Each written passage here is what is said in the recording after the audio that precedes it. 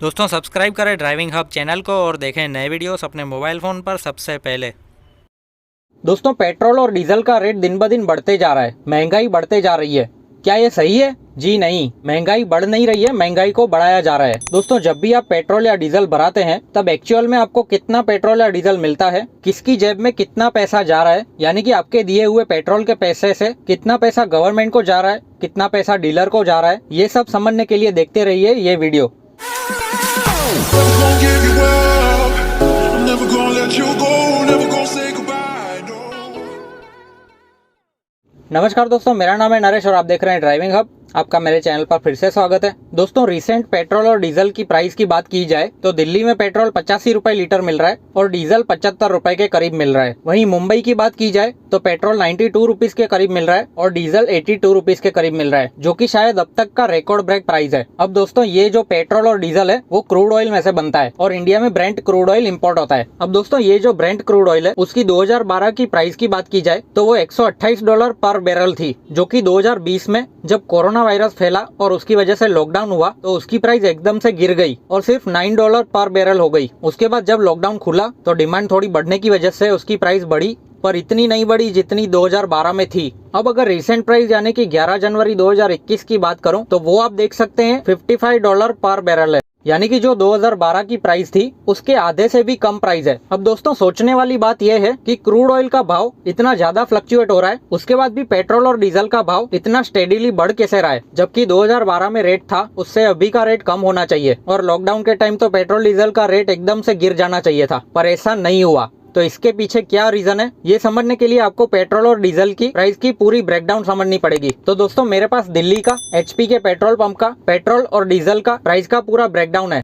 अब मैं आपको ये ब्रेकडाउन बताऊं उससे पहले क्रूड ऑयल जैसे कि डॉलर में आता है तो उसका एक्सचेंज रेट लगता है, उसके बाद उसको रिफाइन करके पेट्रोल और डीजल और बाकी दूसरे भी प्रोडक्ट बनाए जाते हैं तो उसका रिफाइनरी का चार्ज लगता है इसमें, उसके बाद उसको पेट्रोल पंप तक पहुंचाने का ट्रांसपोर्टेशन का चार्ज भी लगता है। तो ये सारे चार्ज मिला के जब पेट्रोल पंप तक पहुंचता है और जब वो कस्टमर को बेचा जाता है तब के प्राइस में क्या क्या ऐड होता है उसके बारे में बात कर लेते हैं। अब दोस्तों दिल्ली का 1 जनवरी 2021 का प्राइस ब्रेकअप आपको बताता हूँ। इसमें जब पेट्रोल पूरा प्रोसेस होके पेट्रोल पंप तक पहुंचता है तभी कोई भी टैक्स के बिना उसका प्राइस होता है 27 रुपए 75 पैसे। उसके बाद उसमें एक्साइज ड्यूटी लगती है जो कि सेंट्रल गवर्नमेंट ले जाती है, जो कि है 32 रुपए 98 पैसे। उसके बाद डीलर का कमीशन यानी कि जो पेट्रोल पंप चला रहा है उसकी कमाई पर लीटर 3 रुपए 67 पैसे। उसके बाद जो फ्यूल की प्राइस है और डीलर का कमीशन है उसके ऊपर वेट लगता है जो कि स्टेट गवर्नमेंट ले जाती है, वो 30% के हिसाब से हुआ 19 रुपए 32 पैसे और ये सब का टोटल मिला के हो जाता है 83 रुपए 71 पैसे और इतने में हमें पेट्रोल पंप पे पेट्रोल मिलता है। इसी तरीके से अगर डीजल की बात की जाए तो डीजल जब पेट्रोल पंप पर पहुंचता है तभी उसकी प्राइस 1 जनवरी 2021 को 28 रुपए 66 पैसे थी।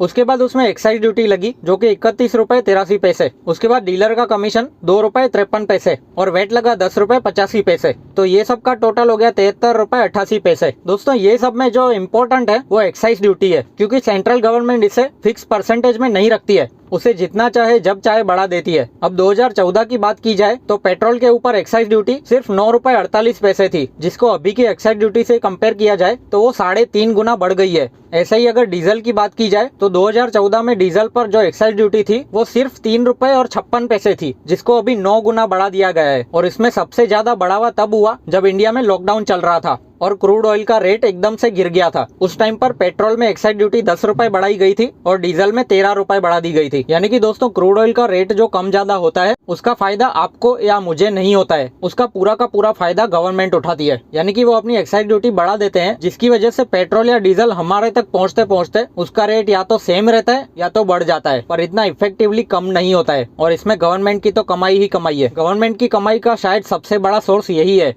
और शायद इसी की वजह से पेट्रोल और डीजल पर गवर्नमेंट ने जीएसटी नहीं लगाया है, क्योंकि अगर जीएसटी लगाएंगे तो उसके परसेंटेज फिक्स हो जाएंगे और वो लोग अपनी मनमानी नहीं कर पाएंगे और क्रूड ऑयल में जो रेट कम ज्यादा होगा उसका सीधा सीधा फायदा बाद में गवर्नमेंट की जगह पर कस्टमर को मिलने लगेगा। दोस्तों अगर एक्साइज ड्यूटी 2014 में थी उतनी ही होती तो आज पेट्रोल का रेट 23 रुपए कम होता है और साथ ही डीजल का रेट 28 रुपए कम होता है, यानी कि आज के 83 रुपए लीटर पेट्रोल की जगह 60 रुपए लीटर पेट्रोल मिलता और डीजल तो सबसे सस्ता मिलता 73 रुपए की जगह पर सिर्फ 45 रुपए में मिलता। इसका सीधा सीधा मतलब ये होता है कि महंगाई बढ़ी नहीं है पर गवर्नमेंट द्वारा बढ़ाई गई है, और पेट्रोल डीजल की वजह से जो भी दूसरा माल सामान है, चीजें हैं, उसका ट्रांसपोर्टेशन का चार्ज बढ़ने की वजह से उसमें भी महंगाई बढ़ जाती है। अब दोस्तों एक्साइज ड्यूटी की परसेंटेज की बात की जाए तो जो पहले एक्साइज ड्यूटी वसूली जाती थी उसके मुकाबले आज 48% ज्यादा वसूली जा रही है, और इसे अमाउंट में बताऊं तो 1,96,000 करोड़ रुपए एक्स्ट्रा वसूल किए गए हैं। दोस्तों एक बात समझ लेना, गवर्नमेंट कोई भी चीज फ्री में नहीं देती है। ये जो कोरोना की वजह से गवर्नमेंट का खर्चा बढ़ा वो सब उन्होंने हमसे ही वसूल किया है। जब भी आप जितनी भी बार पेट्रोल या डीजल भराते हैं तो उसका आधे से ज्यादा पैसा गवर्नमेंट को जाता है, यानी कि आप जब भी पेट्रोल या डीजल भराते हैं तो आपकी जेब में से पैसा सीधा सीधा गवर्नमेंट को चला जाता है, और वो भी आधे से ज्यादा। तो दोस्तों उम्मीद करता हूँ आपको सब अच्छे से समझ में आ गया होगा। तो इस वीडियो में बस इतना ही, आपसे फिर मुलाकात होगी अगले वीडियो में। और हाँ, अगर वीडियो अच्छा लगा हो तो उसे लाइक करें, शेयर करें, और हमारे चैनल ड्राइविंग हब को सब्सक्राइब करना बिल्कुल ना भूलें। तो मिलते हैं जल्द अगले वीडियो में, तब तक के लिए गुड बाय, आपका दिन शुभ रहे, धन्यवाद।